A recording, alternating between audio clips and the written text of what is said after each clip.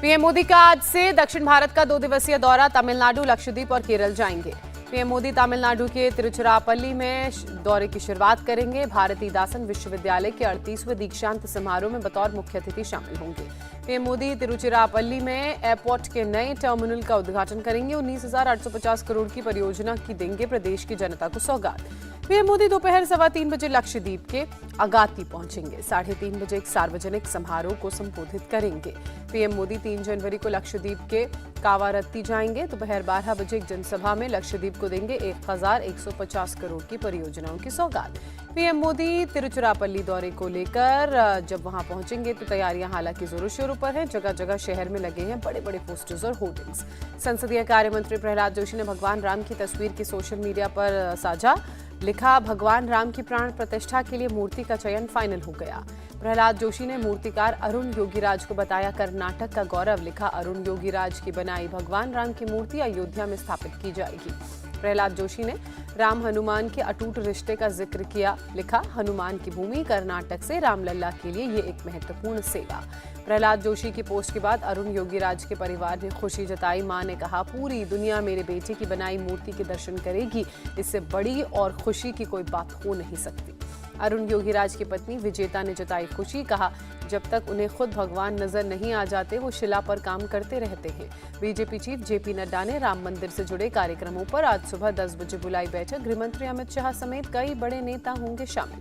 BJP की बैठक में लोकसभा चुनावों की रणनीतियों पर होगी चर्चा। बीजेपी के सभी प्रदेश अध्यक्ष और सीनियर लीडर्स भी करेंगे शिरकत। एआईएमआईएम चीफ असदुद्दीन ओवैसी का भड़काऊ बयान। कहा, बाबरी मस्जिद की जगह पर देखो क्या हो रहा है, कहीं ऐसा न हो बची मस्जिद भी छिन जाए।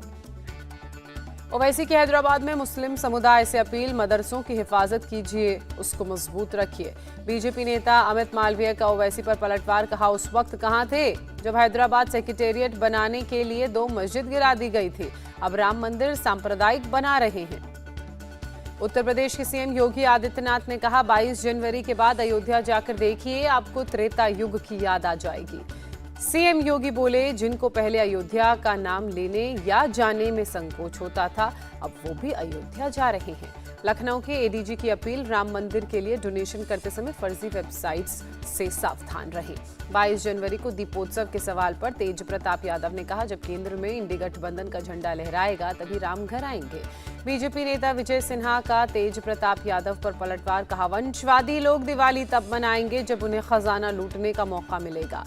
तेज प्रताप को केंद्रीय मंत्री नित्यानंद राय का चैलेंज, जिनकी जितनी ताकत है लगाना है लगाएं, राम मंदिर का उद्घाटन पीएम मोदी ही करेंगे। आरजेडी विधायक फतेह बहादुर सिंह के विवादित बोल। कहा, राम मंदिर से पाखंडी और मनुवादी समाज का ही हो रहा है विकास। फतेह बहादुर के बयान ने आरजेडी ने किया किनारा। प्रवक्ता मनोज झा ने कहा, आरजेडी सभी धर्मों का सम्मान करती है।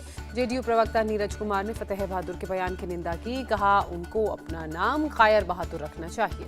कांग्रेस नेता आचार्य प्रमोद कृष्ण ने फतेह बहादुर के बयान को गलत बताया। कहा, राम राज्य की पुनर्स्थापना के समय नकारात्मक बातें करना ठीक नहीं। बिहार बीजेपी चीफ सम्राट चौधरी ने कहा, अक्ल प्राप्त करने के लिए इंडिया अलायंस के नेताओं को करना चाहिए रामलला के दर्शन। राजस्थान में बीजेपी कार्यालय में बांटी गई रामचरितमानस, लोगों को दीपक बाती भी दिए गए। केंद्रीय परिवहन मंत्री नितिन गडकरी को अयोध्या आने का न्योता मिला। गडकरी के घर पर अक्षत देकर प्राण प्रतिष्ठा में शामिल होने का निमंत्रण दिया गया। राम मंदिर प्राण प्रतिष्ठा में शामिल होने के लिए बीजेपी नेता मुख्तार अब्बास नकवी को निमंत्रण मिला। राम मंदिर आंदोलन में किया था सहयोग। राम मंदिर का सपना कार सेवकों के बलिदान की वजह से पूरा हुआ, साध्वी रितंभरा का बयान।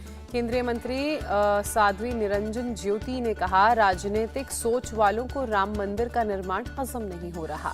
केंद्रीय गृह मंत्री अमित शाह ने जम्मू कश्मीर के मुद्दों पर हाई लेवल बैठक बुलाई। कानून व्यवस्था और जीरो टेरर के मुद्दे पर होगी बैठक में चर्चा। कांग्रेस की नेशनल अलायंस कमेटी आज सौंप सकती है रिपोर्ट। मल्लिकार्जुन खड़गे के दिल्ली लौटने के बाद बैठक का समय होगा तय। टीएमसी में प्रदेश अध्यक्ष सुब्रत बख्शी के बयान पर अंदरूनी कलह शुरू। पार्टी महासचिव अभिषेक बनर्जी पर भी की टिप्पणी। सुब्रत बख्शी ने कहा, उन्हें भरोसा है कि अभिषेक बनर्जी मैदान नहीं छोड़ेंगे और ममता बनर्जी के नेतृत्व में ही चुनाव लड़ पाएंगे। टीएमसी नेता कुणाल घोष ने कहा, टीएमसी कार्यकर्ता ममता बनर्जी के नेतृत्व में अभिषेक को सेनापति के रूप में देखते हैं। ममता फेस हैं और उसके बाद अभिषेक हैं।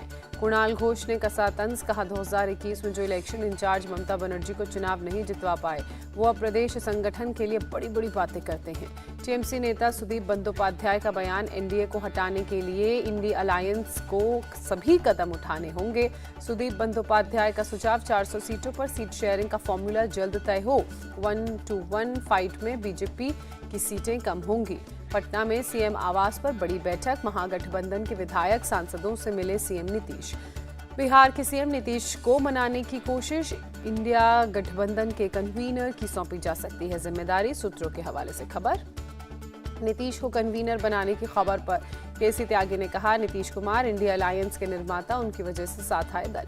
जेडीयू प्रवक्ता संजय सिंह ने कहा, संयोजक पद के लिए सीएम नीतीश से काबिल कोई और नहीं, सीट शेयरिंग में काफी देरी हो रही है। सीएम नीतीश से मुलाकात के बाद कांग्रेस नेता शकील अहमद ने कहा, जेडीयू के नेता देरी की बात क्यों कर रहे हैं वो ही जाने। लालू नीतीश पर बोले गिरिराज सिंह, लालू के दबाव में नीतीश को बनाया जा सकता है गठबंधन का संयोजक, लालू तोड़फोड़ में माहिर। एनसीपी सांसद सुप्रिया सुले का दावा, 15 जनवरी तक फाइनल हो जाएगा इंडिया अलायंस में सीट शेयरिंग का फॉर्मूला।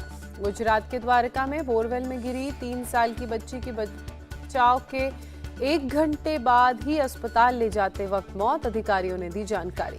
बच्ची को 8 घंटे के लंबे ऑपरेशन के बाद बचाया गया था, अस्पताल ले जाते वक्त बच्ची ने दम तोड़ा। युद्ध स्तर पर चलाया गया था बचाव अभियान, सेना और एनडीआरएफ के जवानों ने संभाला था मोर्चा। दिल्ली में बढ़ती ठंड ने लोगों की मुसीबत बढ़ाई, बेघर लोगों ने रैन बसेरों का लिया सहारा। पंजाब के बठिंडा में ठंड और घने कोहरे का कहर, विजिबिलिटी कम होने से बड़ी लोगों की परेशानी। कोहरे की वजह से सड़क यातायात प्रभावित, धीमी पड़ी गाड़ियों की रफ्तार। देश में कोरोना के 636 नए केस आए सामने, 3 संक्रमितों की हुई मौत, कुल 4,394 एक्टिव केस।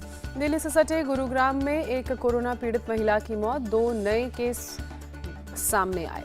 कर्नाटक में कोरोना के 296 नए मामले सामने आए, 1 कोरोना पीड़ित ने जान गंवाई। महाराष्ट्र में कोरोना के 70 नए केस मिले, बीते 24 घंटे में 32 कोरोना संक्रमित ठीक भी हुए। नागपुर में ट्रक ड्राइवरों के विरोध प्रदर्शन की वजह से लोगों को सता रहा पेट्रोल की कमी का डर, गाड़ियों का टैंक भराने के लिए पेट्रोल पंप पर लोगों की भीड़ नजर आई। पेट्रोल पंप पर गाड़ियों की लंबी कतार दिखी, बीती रात कई जगहों पर यही कतार उमड़ी। मुंबई के कुर्ला में एक लकड़ी के गोदाम में भीषण आग लगी, बड़े पैमाने पर नुकसान की आशंका। हादसे में किसी के घायल होने की खबर नहीं, पूरे इलाके में हालांकि अफरा तफरी का माहौल। दमकल की गाड़ियों ने काफी मशक्कत के बाद आग पर पाया काबू, हादसे की वजहों की जांच जारी। कांग्रेस नेता नवजोत सिंह सिद्धू का बयान, सीएम केजरीवाल ईडी का करें सामना, नहीं तो पद से दें इस्तीफा। अपने खिलाफ सीबीआई केस पर बोले कर्नाटक के डेप्यूटी सीएम डीके शिव कुमार, मेरे खिलाफ कुछ बड़ी साजिश हो रही है। लखनऊ एयरपोर्ट पर एयर इंटेलिजेंस की कार्रवाई, दुबई से आए पैसेंजर्स से 2 करोड़ से ज्यादा का सोना जब्त। यूपी के गाजियाबाद में गौ तस्करों के साथ पुलिस की मुठभेड़, 1 तस्कर घायल, दूसरा फरार। गैंगस्टर गोल्डी बराड़ को गृह मंत्रालय ने आतंकी घोषित किया, सिंगर सिद्धू मूसेवाला हत्याकांड का है मास्टरमाइंड। छत्तीसगढ़ के बीजापुर में नक्सलियों से मुठभेड़, 2 जवान घायल, 6 महीने की एक बच्ची की मौत, उसकी मां हुई घायल। जम्मू कश्मीर में साल 2023 में 50 विदेशी आतंकी समेत कुल 72 आतंकी ढेर हुए, सीआरपीएफ ने दी जानकारी। समलैंगिक विवाह के फैसले पर बोले सीजेआई डीवाई चंद्रचूड़, उसको लेकर कोई अफसोस नहीं, जज का फैसला व्यक्तिगत नहीं होता। वाइस एडमिरल किरण देशमुख ने संभाला कार्यभार, नौसेना के सामग्री प्रमुख बनाए गए। मिशन सुरक्षा में जुटी बिहार की पुलिस की टीमें, ड्रोन के माध्यम से अपराधियों पर रखी जा रही है नजर। उत्तर प्रदेश के वृंदावन में संविद गुरुकुलम सैनिक स्कूल का उद्घाटन, रक्षा मंत्री राजनाथ सिंह और सीएम योगी ने की शुरुआत। मुंबई में मुख्यमंत्री एकनाथ शिंदे पहुंचे, श्री सिद्धिविनायक गणपति मंदिर पूजा अर्चना कर लिया आशीर्वाद। दिल्ली के आईटीओ पर नए साल के मौके पर लंबा ट्रैफिक जाम लगा, रेंगती नजर आई गाड़ियां। दिल्ली में लाल किले के पास बीती रात लगा ट्रैफिक जाम, गाड़ियों की रफ्तार पर भी लगा ब्रेक। नए साल के मद्देनजर दिल्ली पुलिस मुस्तैद, जगह जगह वाहनों की जांच की गई। मनाली में नए साल के मौके पर पर्यटकों की भीड़ जुटी, मस्ती करते लोग नजर आए। सोलंग नाले में पर्यटकों ने एडवेंचर स्पोर्ट्स का आनंद लिया, दूर दूर से पहुंचे लोग। गुजरात के नर्मदा में स्टैच्यू ऑफ यूनिटी पर उमड़ी लोगों की भीड़, नए साल का जश्न मनाने पहुंचे लोग। जीएसटी कलेक्शन में 10% की बढ़ोतरी दर्ज की गई, दिसंबर के महीने में 1,64,000 करोड़ का हुआ कलेक्शन।